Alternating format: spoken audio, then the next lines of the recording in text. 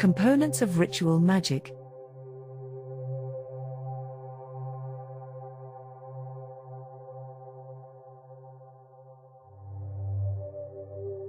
One. Choose the timing of a spell.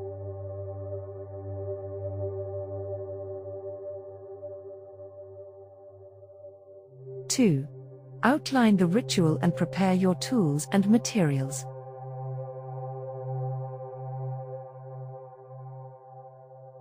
3. Purifying yourself.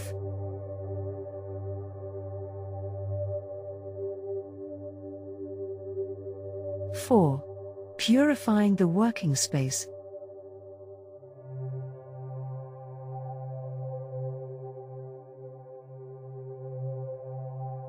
5. Creating a sacred circle.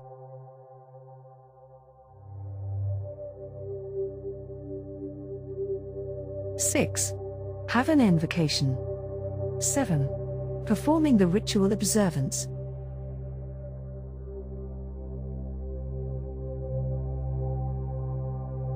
8.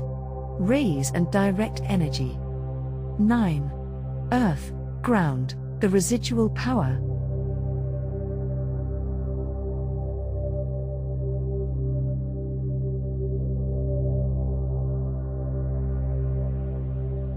10. Take some refreshment.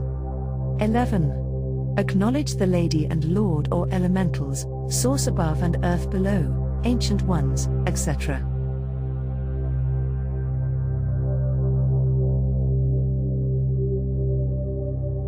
12. Release, farewell, the elementals.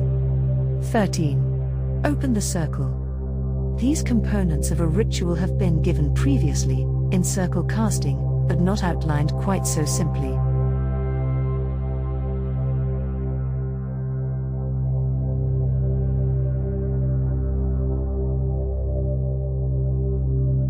It does sound somewhat complicated, but only reads that way.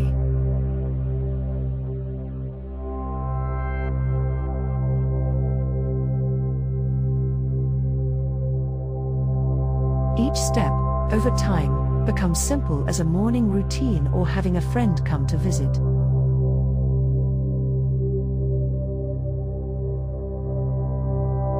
Prepare your spell in advance if possible, readying your candles if needed, and have your spellbook/wording/invocation at hand.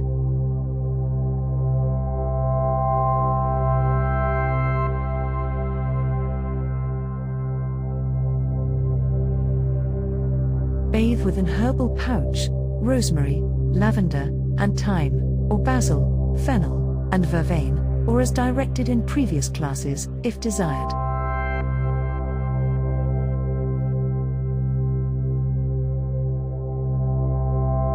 The bathing is a time to wash off the cares of the mundane world and center oneself.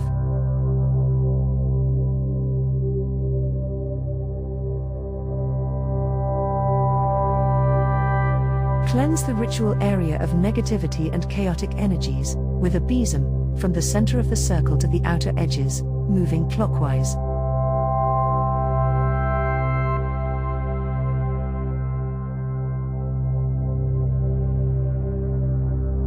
You may chant your intent as you work if you like. Light your main candle and incense, then you are ready to cast your circle.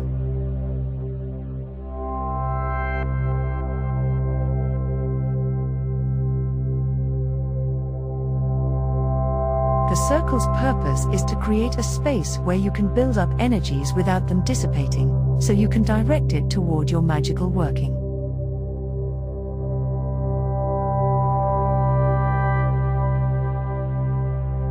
There is no need to delineate the circle except with what you envision, though you may mark each quarter as you see fit, candles, objects associated with elements, etc.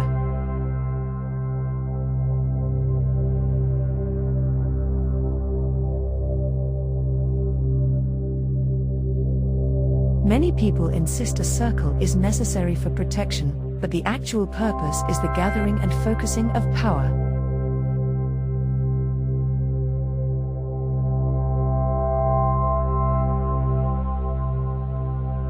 The protection idea comes from the ceremonial practice of summoning demons or angels and keeping them at bay.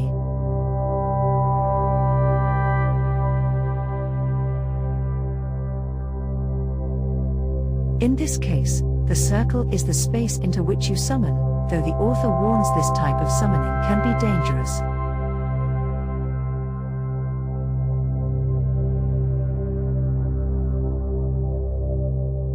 While a circle is not strictly necessary to hold a conversation with your deities, the elementals, or devas, it is still recommended by the author to do this until the experience is built up.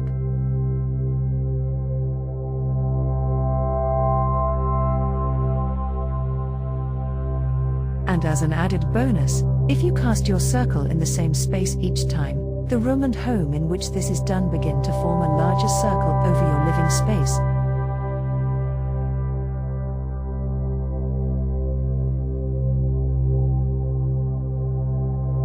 For candle magic, you may carve/inscribe the candle with a rune or symbol or write a word or name, as is appropriate for your working.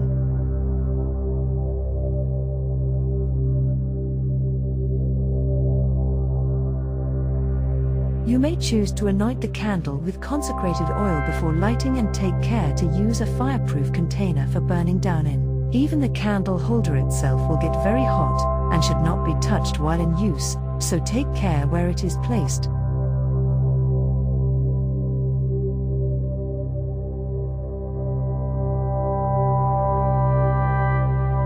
As you perform your spell, envision the actions you take as they lead to the completed goal, so that by the time you have said all the words and added herbs to the candle flame, the process is seen as accomplished, and your final words will show it as done.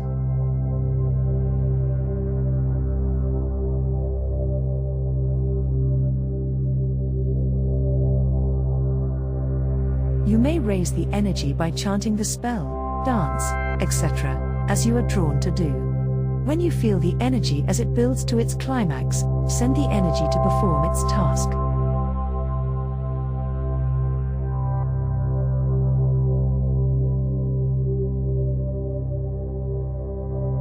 Then ground away from any residual energies by placing palms on the floor/ground and allow the leftovers run out.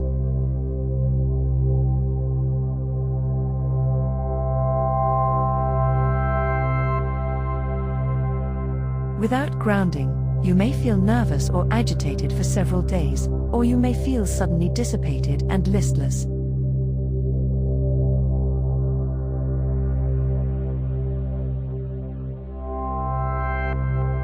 As you work your magic, take care to manage your personal needs and not drain away too much of your own vital energies.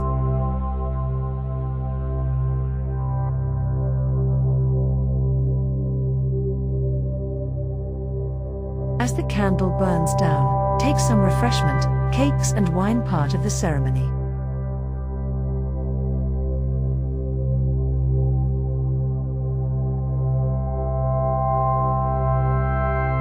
This offers a way to come back to earth and settle yourself back to reality before opening the circle again.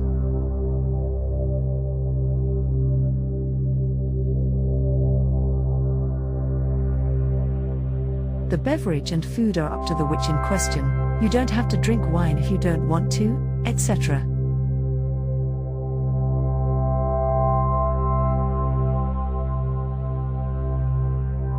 When your refreshments are finished, it is time to acknowledge the beings you work with, say goodbye to the elementals, and open the circle.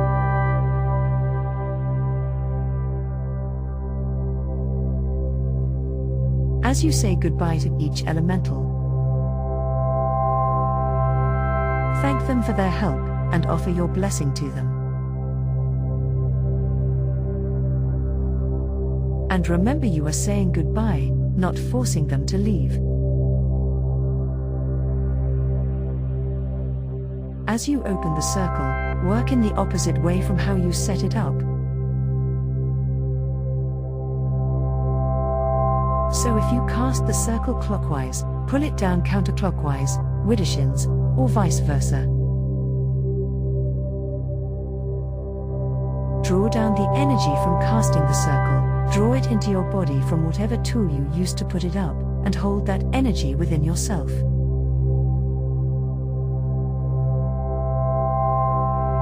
Allow the candle to burn down for 1 hour, then use a snuffer to put it out.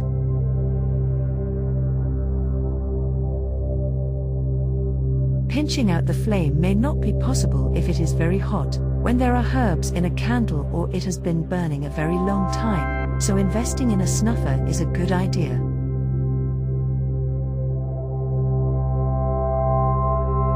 Looking at the melted wax or herb residue is a way to use divination to determine how the spellwork went. Sometimes the way the candle burns tells what you need to know.